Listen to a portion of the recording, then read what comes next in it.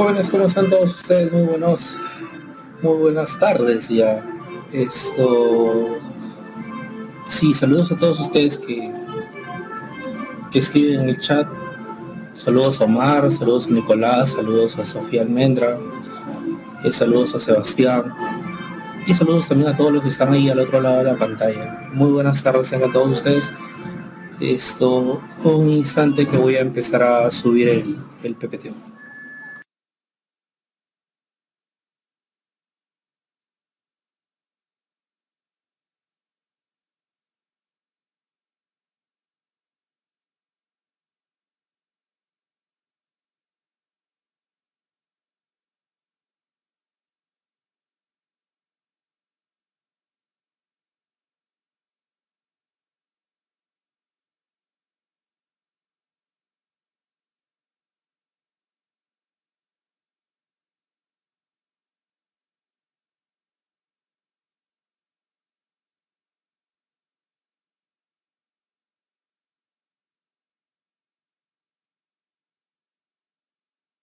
Listo, ahora sí, voy a encender también mi cámara, para poderlos ver. Mentira, yo no puedo ver nada así desde la cámara. Solamente para que me vean ustedes a mí. Buenas tardes, Britney. Bien. Ahora sí. Creo que deben escuchar la música de fondo, ¿no?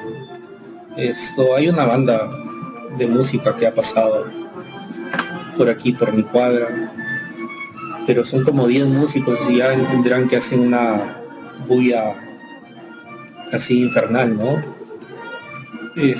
Me parece un poco extraño de que pasen justo a esta hora del día. Bueno, yo sé que son los olvidados del Estado y que no ha habido ningún tipo de dinero o fondo para ellos, ¿no? Pero el problema está en que perjudican otras labores, como imagino que debe haber un montón de gente aquí trabajando de manera remota para una oficina, una empresa, una corporación, y bueno, entre ellos también se encuentra este servidor tratando de emitir su clase, ¿no?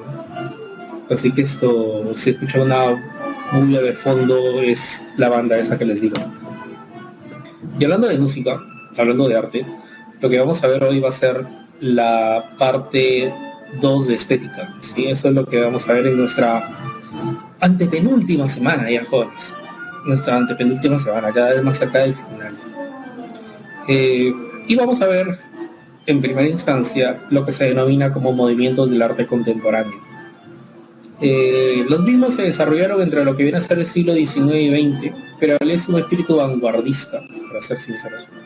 Es decir, que quieren cada uno de estos movimientos ser mejor que el otro, ¿no? O si lo quieren, adelantarse a lo que hay en su momento, ¿no? Lo vamos a ir dando cuenta porque después del impresionismo va a venir esto que se llama como que todo el mundo conoce, como el modernismo, después está el cubismo, el expresionismo y demás, ¿no? Entonces, son posturas o movimientos que uno reemplaza a otro, ¿no? O que lo termina superando a ese otro. Veamos el impresionismo, nace en Francia en 1872 y damos cuenta de lo siguiente, esto no se olviden, ¿no? Estudiaban tanto lo que viene a ser el color y tanto lo que viene a ser la luz, es decir, la naturaleza misma, para plasmarlos de la manera más fiel posible en sus obras. Representantes, por ejemplo, tenemos aquí a Claude Monet, a Edouard Manet, Auguste Renoir y Paul Cézanne, ¿no? Todos precisamente franceses. Y lo que vemos aquí a nuestro lado derecho es lo que se denomina la impresión del sol naciente de Claude Monet. Si nos damos cuenta, en efecto, no trata de reflejar lo que se ve en la naturaleza, ¿no? Aquí está el sol y el reflejo que nosotros captamos en el mismo mar con respecto al color del sol. 5 de la tarde, ¿sí o no? Que el sol se pone así medio naranjado, o 5:30 de la tarde cuando estamos en verano, ¿no? Y en efecto se refleja aquí precisamente lo anaranjado, ¿no? En el caso de lo que es hasta los mismos botecitos y las personas, ¿no? Su reflejo que los mismos causan en la naturaleza, ¿no? En el agua, ¿no? Entonces eso es lo que nos percatamos, eso es lo que vemos, ¿no? Trata de jugar con el color y con la luz de la misma naturaleza y reflejarla tal cual en lo que vienen a ser las obras en obra de arte, en este caso la pintura. Similar, vemos precisamente este cuadro del Sena de Auguste Renoir y damos cuenta en efecto, ¿no?, que lo mismo ocurre, ¿no? Vemos alrededor de lo que es entre el lago y la tierra y tal cual, ¿no?, como lo vemos en nuestra realidad, ¿no es cierto? Con ese medio, con ese color medio marrón, ¿no?, propio de la tierra, ¿no?, entre lo que es el paso y el lago. En el caso de lo que es esto, el mismo lago, su color del mismo reflejo de las cosas que yacen a un extremo, y por otro lado el botecito y las personas que precisamente pasean el mismo, su reflejo en las aguas.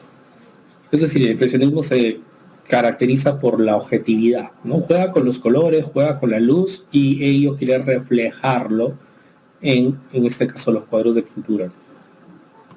Ahora, el impresionismo no es el único movimiento artístico contemporáneo. También tenemos lo que viene a ser el modernismo, que se extiende a partir de lo que viene a ser 1890 por Estados Unidos de Europa, y querían incluir el arte en la vida, ¿sí?, cotidiana, por lo que usaban materiales. Estos materiales se caracterizan por darle esa tendencia modernista, como cuáles, ¿no? Por ejemplo, obras de arte a través del hierro, del cristal, que se hacen a través del oro, del estaño. Esto precisamente permite esto que se denomina como las obras de arte, ¿no? Aquí lo que vemos es, aquí en esta obra la que vemos, ahí vemos el beso de Gustav Klimt. Y en efecto, ¿no?, vemos un hombre aquí, y aquí vemos una mujer que le está dando un determinado beso. Bien, pero no vayamos a lo que significa, sino de lo que está hecho. Y de lo que está hecho, si se dan cuenta, la pintura misma tiene láminas, pegadas láminas de ¿qué? De oro en este caso, ¿no?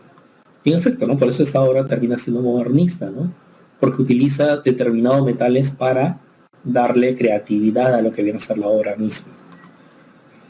Así, por ejemplo, también damos cuenta en esta otra obra de aquí, ¿no?, Cruz de los Cuatro Brazos de Anthony Waddy, ¿sí? No nos enfoquemos en el tamaño de la cruz, no nos enfoquemos en los cuatro brazos que tiene la cruz, o si esto realmente viene a ser una cruz, no nos enfoquemos en eso.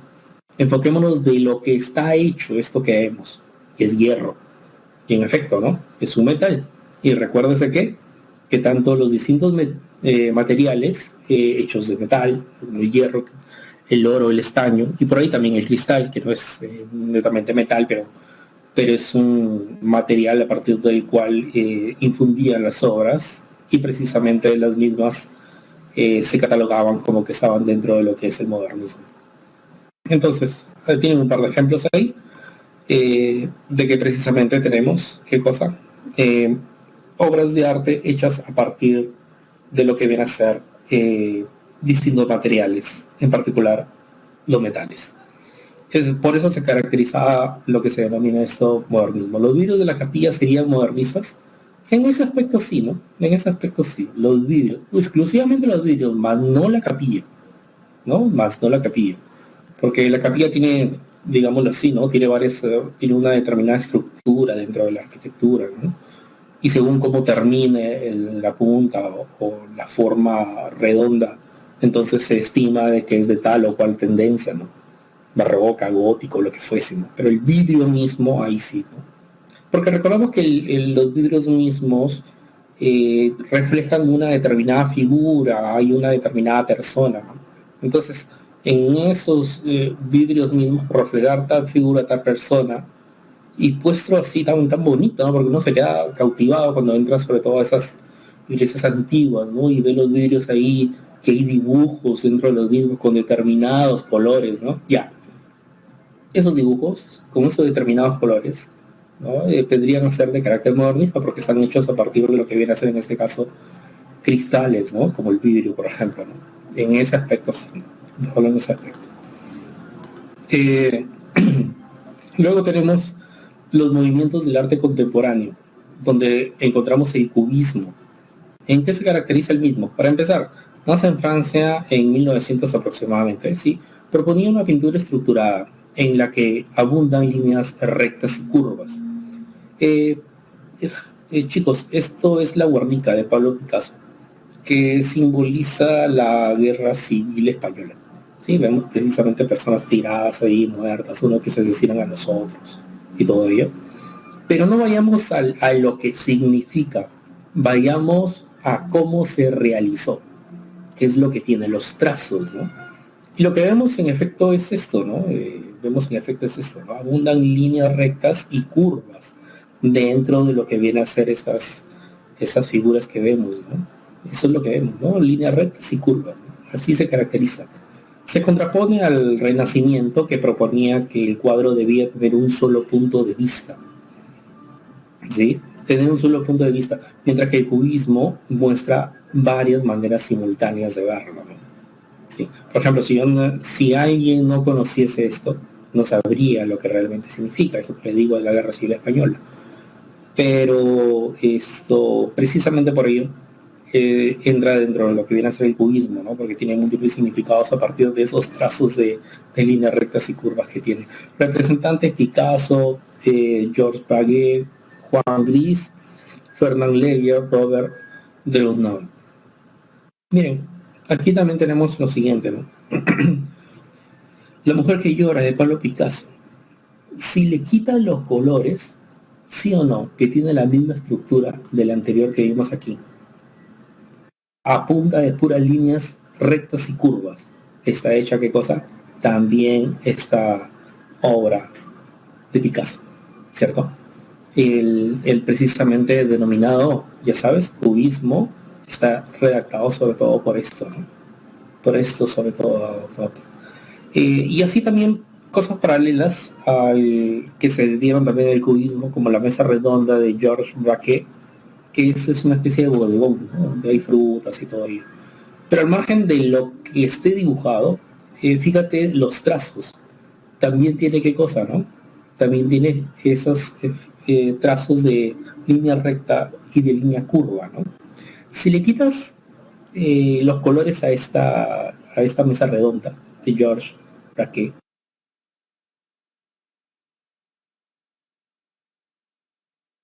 se asemejan, se parecen, ¿qué cosa? A esto que tenemos acá atrás. Esperen un instante, se ha parado la... Ya. Se parecen precisamente igual a los que están aquí, ¿no es cierto? Esos trazos que yacen líneas rectas y curvas dentro de esa pintura, ¿no? Eso les digo, si es que ustedes le quitasen los colores, ¿no? Quedarían igualitos, ¿no? De eso se basó precisamente el cubismo, ¿no? Por hacer obras, pinturas con líneas rectas y curvas, ¿no? Bien, después tenemos el expresionismo, que nació en Alemania en 1912 aproximadamente, surge como crítica al impresionismo. ¿Y cuál era el impresionismo? Retrocedemos, retrocedemos y recordemos lo siguiente del impresionismo. ¿Qué es lo que quería, no?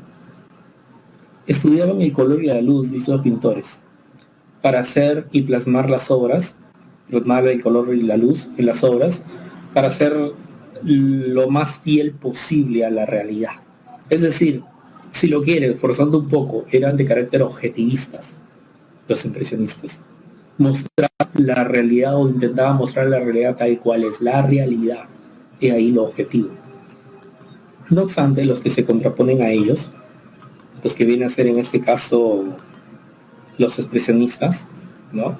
Tienen una crítica a eso que hemos visto como impresionismo. Sostienen un arte con visión interior, no olviden esto, visión interior del artista, ¿no? La visión interior del artista, remarcando los sentimientos, mostrando de manera subjetiva la naturaleza. Representantes, ¿no? Matías Grünewald, Peter Bruegel, el Viejo, el Greco y Francisco de Goya. Por ejemplo, acá vemos a Saturno devorando a su hijo, ¿no? Que precisamente hace alusión a esta cuestión de una determinada persona como angustiada frente al mundo, ¿no? Frente a lo que crea, ¿no? Eso es lo que se ve acá, es decir, un interior que quiere dejarse dar cuenta por el exterior, ¿no? O si lo quieren, esta cuestión que está aquí, ¿no? Que representa la visión apocalíptica. Este es un cuadro de lo que viene a ser el Greco, ¿no? Esto se simboliza como el temor de los seres humanos ante la divinidad. Si lo quieres, resumiendo, cuando hacemos alusión a todo lo que es los estados de ánimos del ser humano y mostrar los mismos en una pintura, dicha pintura se la cataloga como expresionista, porque está mostrando los estados de ánimo, los sentimientos de la persona o de las personas. ¿Sí? En eso se caracteriza el expresionismo. Entonces, por eso es contrario al impresionismo, porque el impresionismo lo que ve, lo que denota, el color de luz, lo quiere plasmar en las obras. Pero en cambio aquí es distinto. Lo que yace de la persona o personas mismas, lo que sienten, ¿sí? Lo que viven dentro de sí, quieren mostrarlo en las pinturas. Entonces esto último es expresionismo propiamente, ¿no? Contrario hacia el impresionismo. Después, ¿qué más tenemos? Tenemos también esto que se denomina como el surrealismo, ¿no? Que nace en Francia en 1924. Toma ideas del marxismo y del psicoanálisis. Buscó liberar al hombre, cambiar sus relaciones humanas y mejorar el mundo. Representantes: Jean Art, Giorgio Chicorico, Man Ray, André Manson, John Miró, Salvador Dalí y Pablo Picasso. Sin duda de dudas, estos dos últimos son los más conocidos, creo que nos llama la atención, ¿no? Aquí, a este lado derecho, tenemos esto que se denomina como la persistencia de la memoria de Salvador Dalí. Y ya sabes qué cosa, esto que habíamos mencionado, ¿no? Se busca liberar al hombre, cambiar sus relaciones humanas entre seres humanos mismos y también con la naturaleza, y mejorar así lo que se denomina el mundo. ¿Cómo notamos esto aquí en la obra, ¿no? Miren ustedes lo siguiente. Cuando damos cuenta, en principio de esta obra, persistencia de la memoria del Salvador Dalí, ¿qué es lo que ves a continuación? ¿No? Esto, por ejemplo, notamos algo en particular de una de sus características, ¿no? Liberar al hombre, ¿no? Y eso es lo que muestra, ¿no? Liberarlo como, porque, mira, acá está el tiempo, ¿no? Acá está el tiempo. Es decir, el reloj queda a un lado. Por lo tanto, si el reloj queda a un lado, si el tiempo queda a un lado, estás liberando al hombre del tiempo. ¿Cuántas veces vemos que precisamente las personas viven angustiadas por lo que viene a ser el tiempo? Tenemos un tiempo para entrar aquí, un tiempo para salir de aquí, un tiempo para irnos a estudiar a casa, un tiempo para comer, un tiempo para distraernos. Y precisamente aquí te diría lo siguiente, ¿no? Hay que cambiar, liberar al hombre de lo que viene a ser el tiempo, ¿no? Otro aspecto también importante es cambiar las relaciones humanas. Sí, pues, ¿no? Qué terrible, vemos esta escena. ¿A qué me refiero, no? Mira lo que ha quedado con el árbol, ¿no? Nuestras relaciones humanas, mira lo que han causado a la naturaleza, ¿no? No vemos nada de verde, ¿no? No vemos absolutamente nada de verde. Entonces, ¿eso qué significa, no? Significa lo siguiente en este caso, ¿no?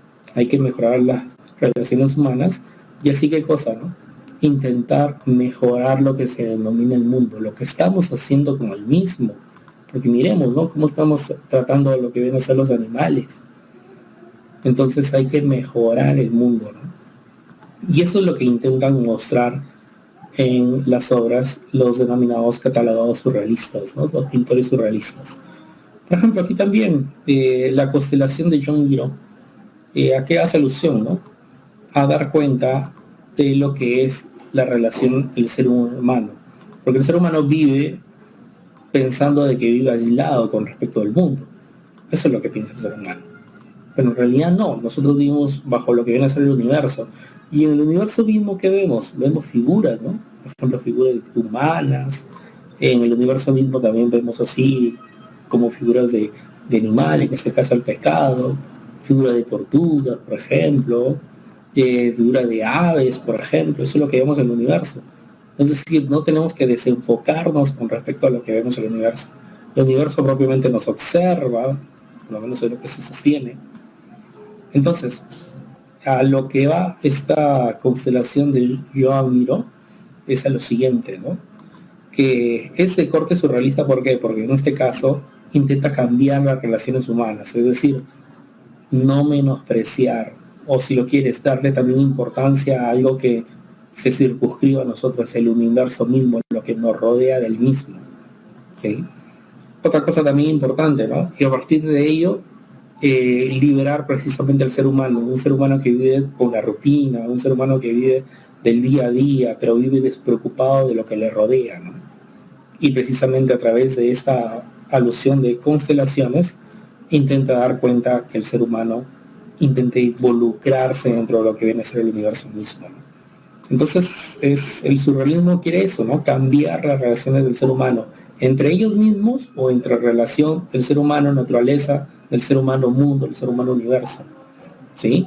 Y mejorar precisamente la visión del ser humano con respecto a lo que es el mundo, ¿no? Y liberar al hombre de su día a día, de su rutina, hacerlo escapar, ¿no? Por lo menos eso es lo que intenta a través de las obras de arte, tanto Salvador Dalí y tanto lo que viene a ser Joan Miró del lado del surrealismo. Otro movimiento denominado de arte contemporáneo es el arte pop, que nació en la década de 1950 en Gran Bretaña y Estados Unidos. Toma símbolos y temas de interés masivo, símbolos populares, negados por la élite. Por ejemplo, la élite, es decir, las grandes sociedades, las llamadas sociedades de tipo A, ¿no es cierto? Donde están los ciudadanos de tipo A, como generalmente se dice. ¿Qué es lo que terminan diciendo? Una obra de arte es aquello que está trazada por un lienzo, ¿no? Y el lienzo, antes de que esté dibujado, de por sí es caro. Igualmente los materiales con los cuales uno traza dibujos en el lienzo o pinta el lienzo, ¿no? Pero lo que promueve precisamente el arte pop es los símbolos, ¿sí? Y temas de interés masivo, los negados precisamente por la élite.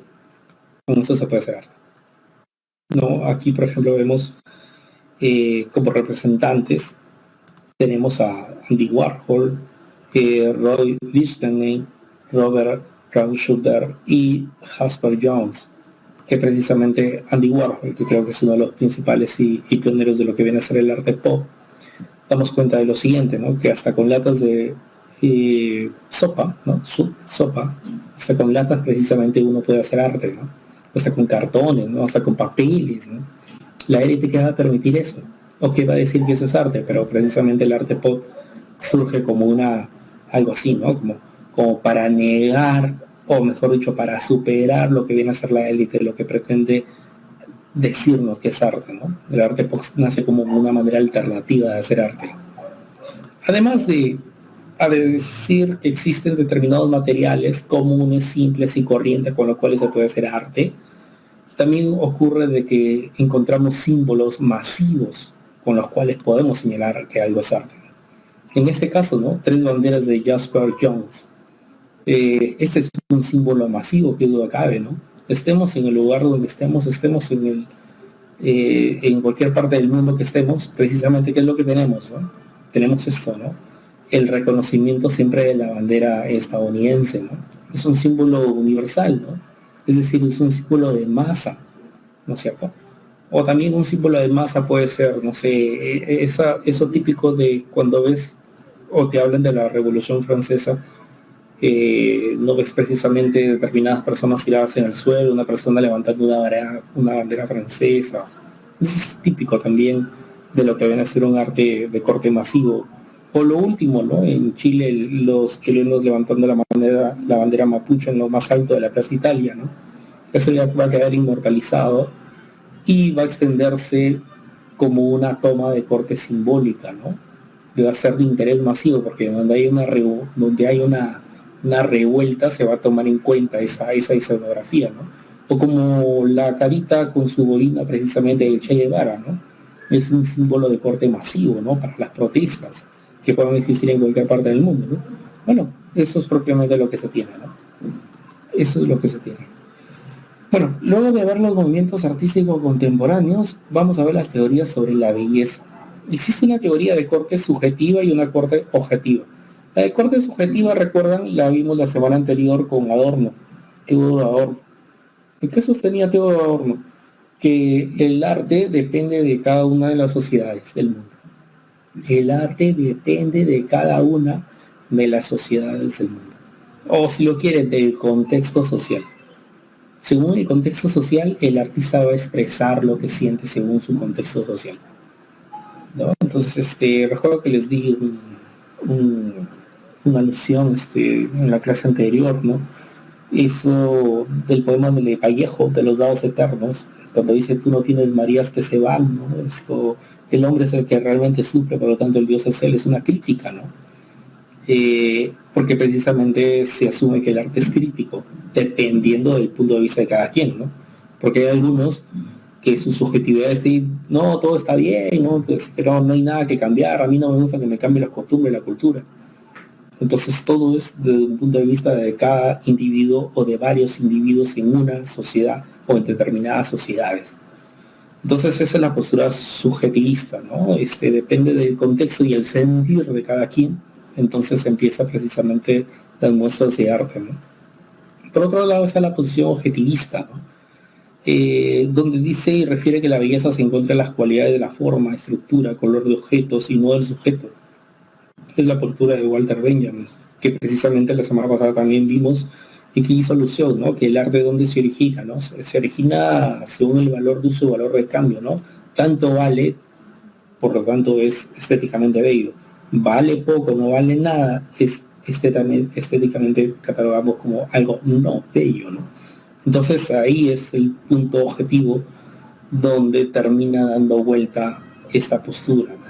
Según lo que se vea sí o sí del objeto, ¿no? Si algo vale mucho, si algo vale poco, o si lo quiere su forma, estructura, del color que se encuentre en la determinada obra de arte.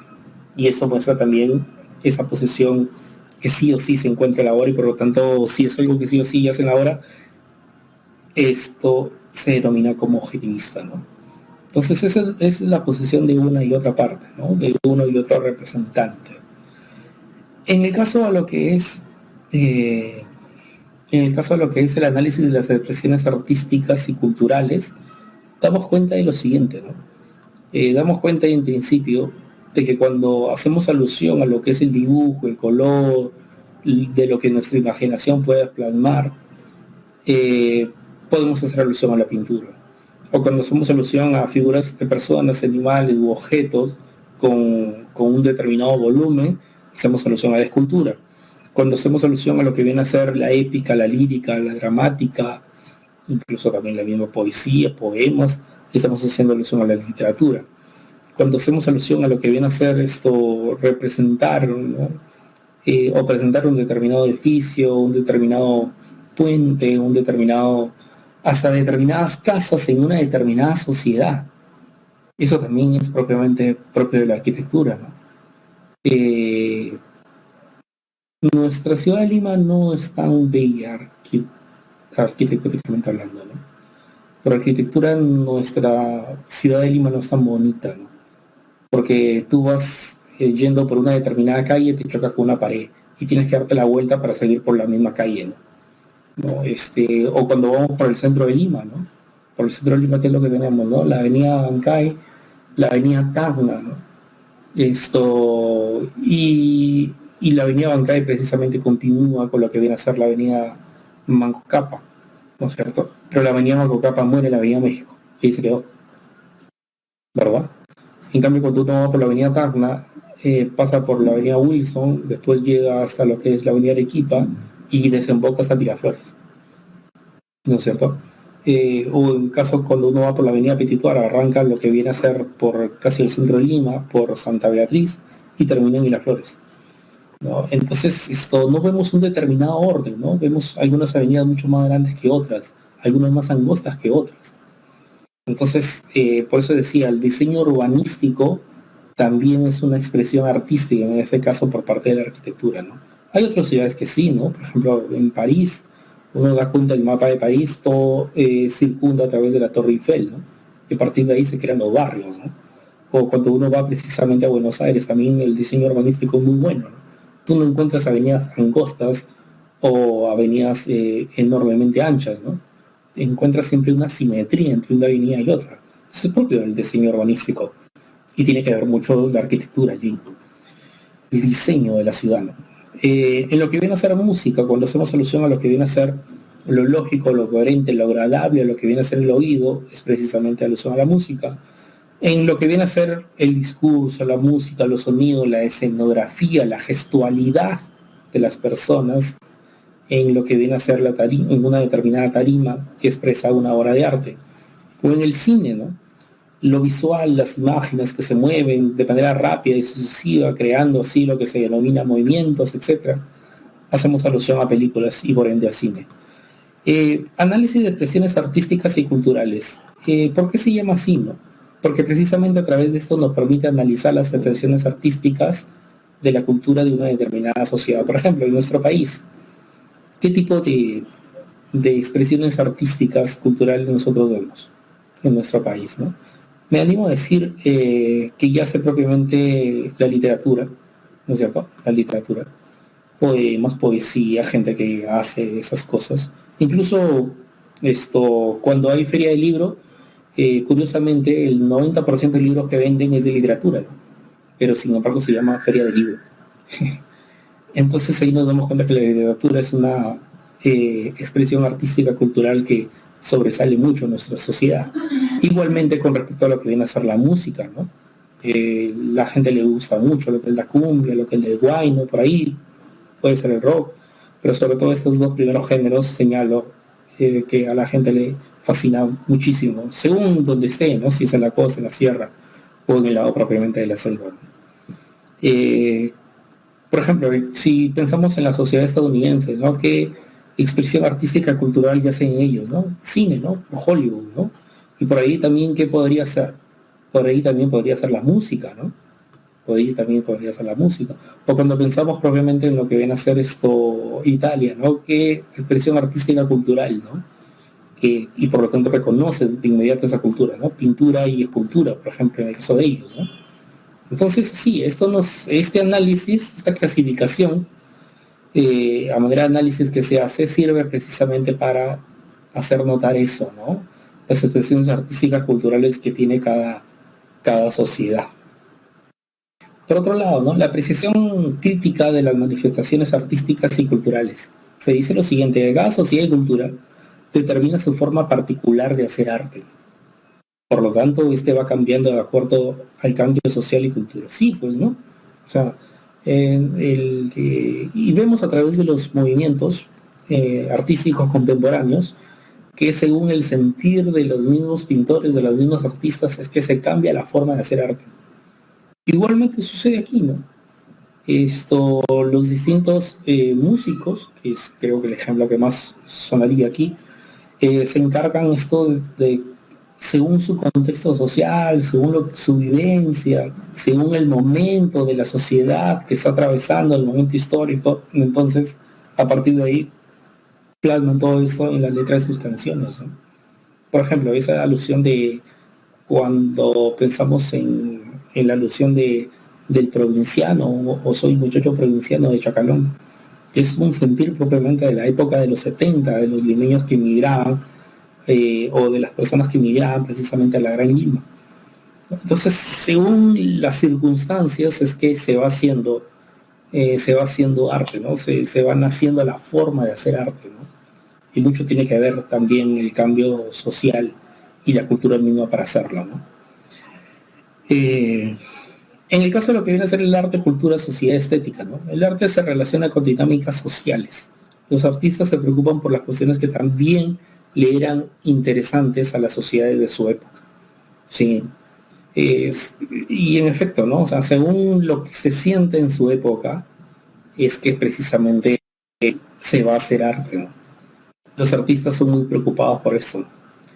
Sobre todo se ve en la pintura y sobre todo en la música, ¿no? El género rock, por ejemplo, que duda cabe que es bastante de protesta o bastante contestatario, bastante expresionista, ¿no? Es decir, que muestra tal cual la rabia contenida que tiene el músico, ¿no? Entonces, según la relación dinámica social que haya, hace que emerja un determinado tipo de arte aquí. Por otro lado, tenemos esto que se denomina como la relación entre el arte con la sociedad, el arte y la pedagogía.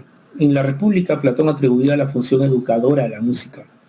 como que te educa el alma, ¿no? Es decir, o como que te va forjando el carácter incluso, ¿no?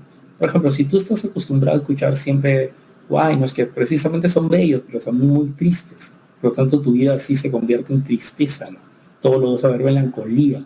En cambio, si naces o yaces escuchando siempre lo que viene a ser música alegre, música jovial, entonces tu carácter también se va a contagiar de ese tipo de música, ¿no? O como por ejemplo, ¿no? Los que les gusta el punk rock desde niños o desde adolescentes, ¿no? Tienen un carácter fuerte, o rebelde, o atrevido, osado frente a los demás, ¿no? Entonces, Platón hacía alusión de que la música precisamente cumple una función educadora muchas veces. El arte como signo de poder y de riqueza, ¿no? En este caso. Por ejemplo, hay determinadas personas que al tener poder y riqueza solo se identifican con determinado tipo de arte. Las pinturas, por ejemplo, ¿no? O aquello que se denomina también como la música, ¿no? La música de piano, ¿no? La música clásica, ¿no? En cambio, las personas que no tienen poder, que no tienen riqueza, se identifican con un arte, digamos que se identifican con el arte pop, o en el caso de la música se identifican con lo que tienen más a la mano, con los instrumentos que tienen a la mano. Damos cuenta, por ejemplo, cuando la música recién nació en África, en las determinadas tribus, con lo que tenían a la mano empezaban, ¿no? En nuestros días también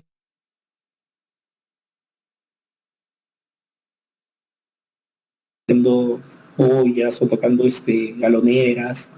Entonces, según el poder o la riqueza que tengas, es tu relación con el determinado arte con el cual te desenvuelvas, ¿no? Esa es precisamente la idea, ¿no? Con eso se contrapone a qué, ¿no? En el Renacimiento las obras de arte estaban destinadas a las élites, claro está, por lo que hubo una ruptura entre el arte y la masa popular, como sucedió en la época antigua y medieval.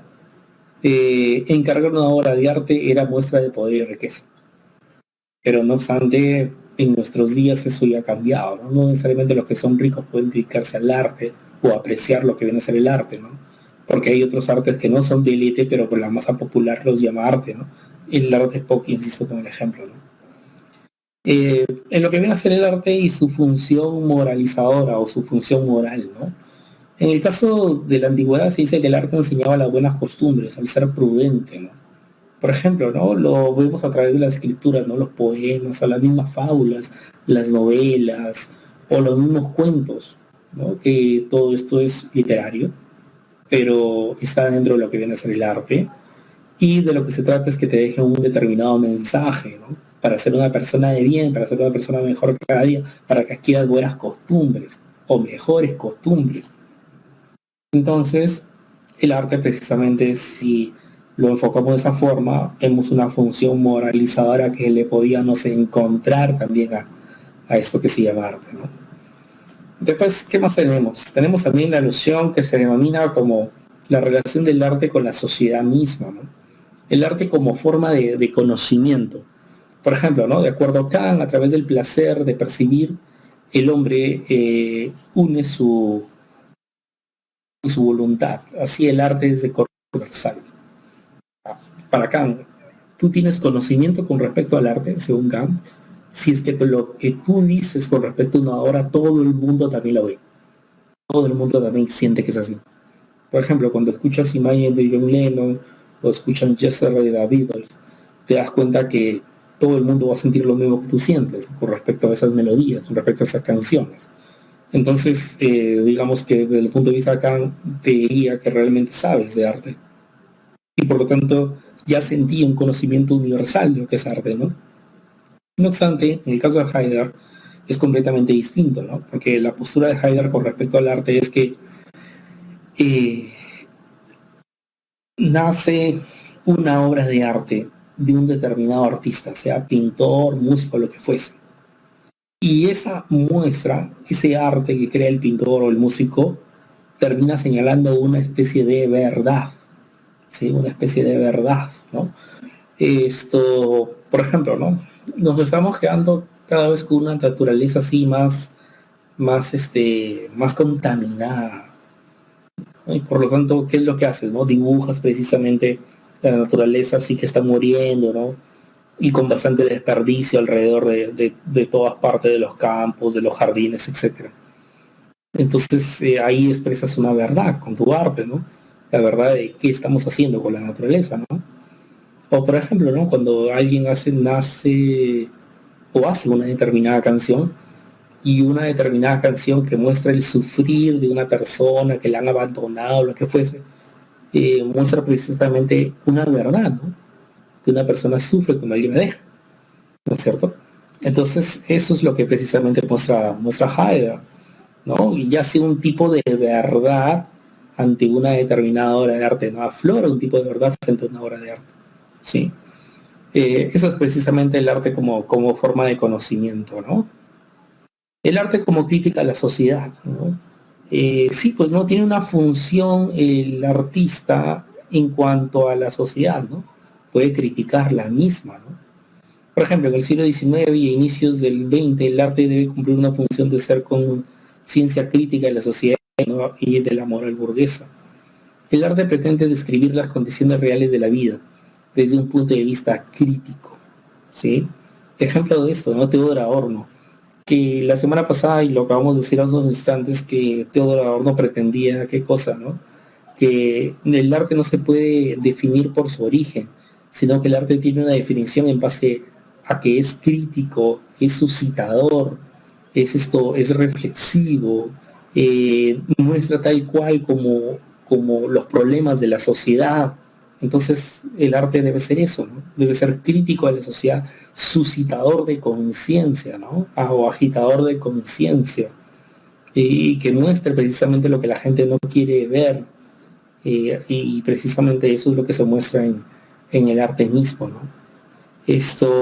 O en este caso, Mariatti, que en los 7 ensayos, en la parte final de los 7 ensayos, cuando habla de nuestra literatura, precisamente hace alusión que la verdadera literatura es aquella que muestra problemas de la sociedad, ¿no? Los problemas de la realidad social, ¿no? Entonces, eso es lo que se tiene del arte como crítica a la sociedad, ¿no? Te trata de develar los problemas que hay en la misma, ¿no? En la sociedad. Por otro lado, tenemos también esto que se denomina la representación simbólica y el análisis de lo que viene a ser el arte mismo. Agrandamos un poco esto y señalamos lo siguiente, ¿no? El arte es la expresión simbólica del ser humano, dice Cassirer. Dibujos, partituras musicales, y en efecto, ¿no? Las partituras musicales muestran símbolos, ¿no? En el caso de lo que vienen a ser los dibujos, los trazos mismos sobre el lienzo también son de cortes simbólicos. Los antiguos hombres que vivían al fondo de las cavernas también muestran eso, ¿no? Trazos que dejaron ahí en el fondo de determinadas cavernas, ¿no? Es una muestra simbólica, ¿no? O, por ejemplo, cuando uno entra a un determinado barrio y ve determinadas caras dibujadas o ve determinados grafitis, ¿no? Eso es una expresión simbólica. Bueno, el arte es eso, ¿no? Expresión simbólica de lo que viene a ser el ser humano mismo.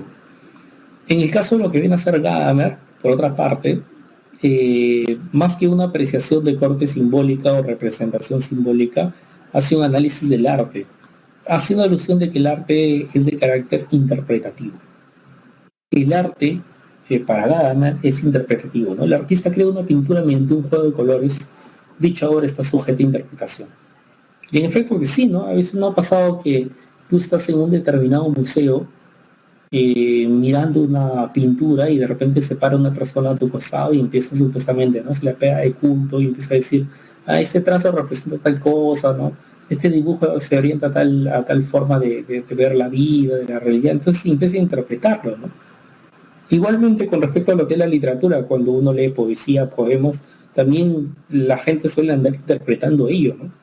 Las novelas también son de carácter interpretativo, porque ¿qué es lo que representa dicha novela? ¿Qué es lo que representa dicho cuento, ¿no? Por ejemplo, cuando leemos los cuentos peruanos, ¿no? O cuando vemos los cuentos peruanos como, no sé, pues Paco Yunque, por ejemplo, ¿no?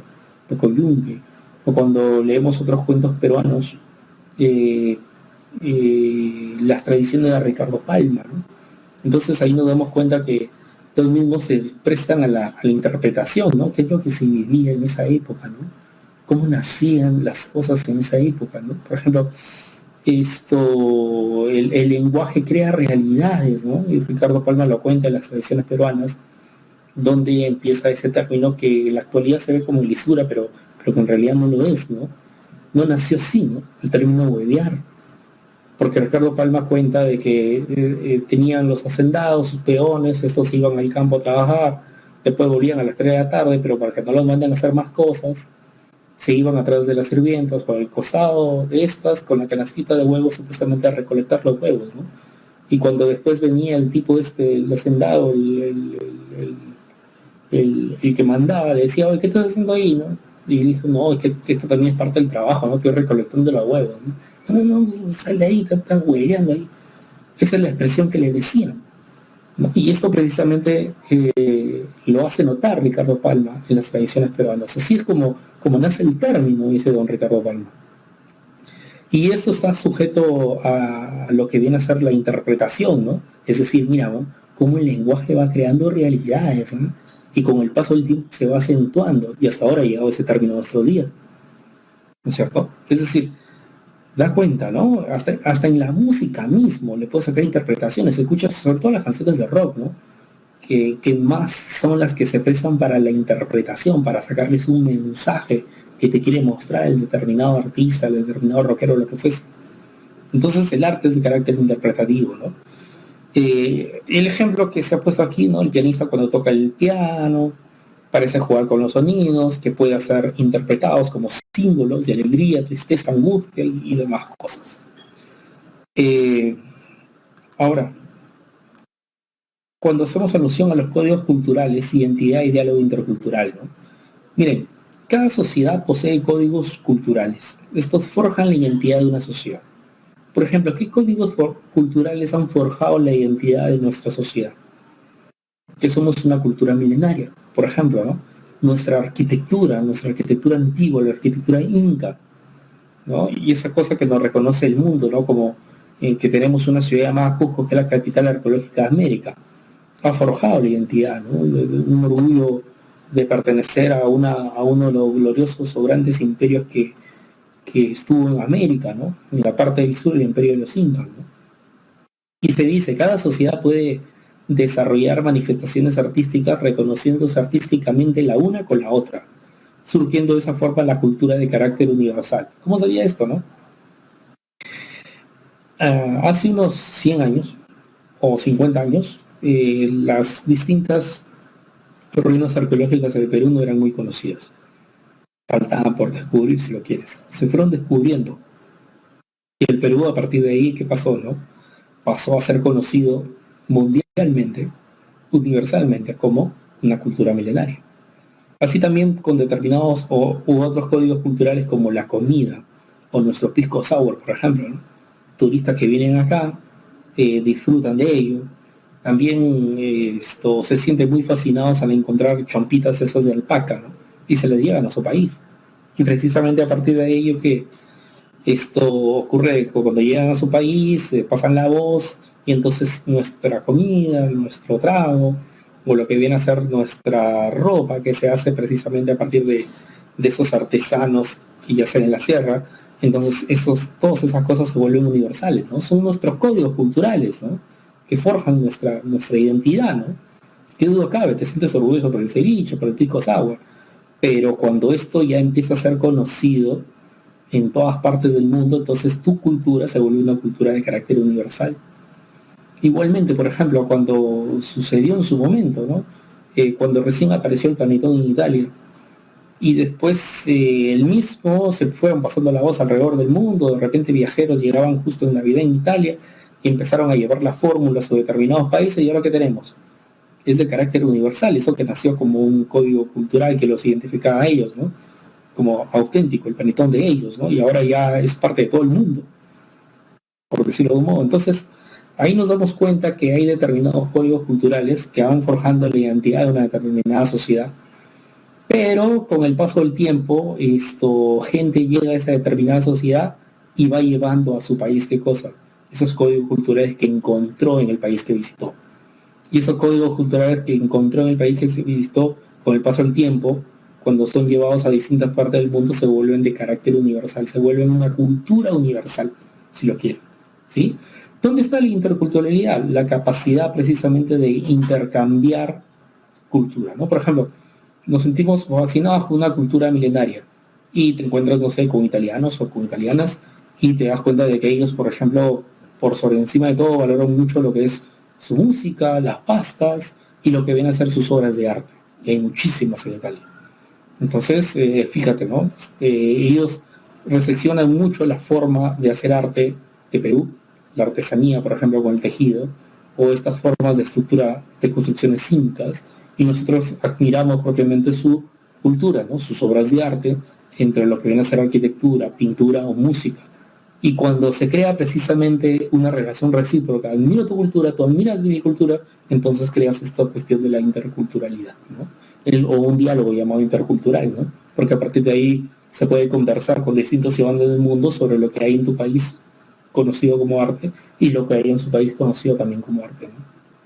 Eso es lo que tenemos en nuestra semana de hoy número 16. Aquí tienen precisamente las claves de esta semana y por favor contesten la encuesta porque ya nos quedan solamente 3 minutos.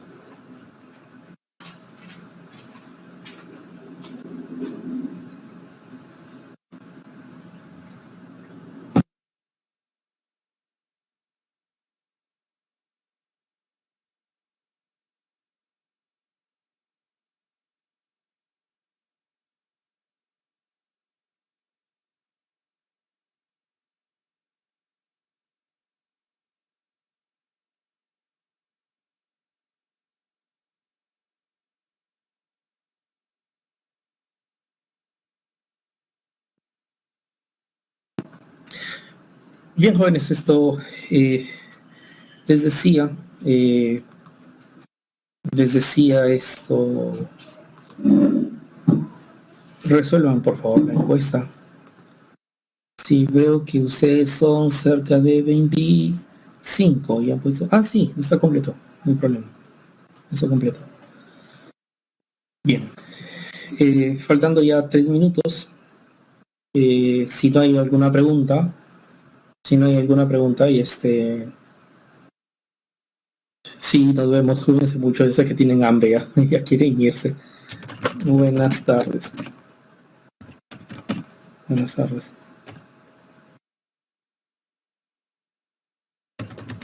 Hasta la próxima clase.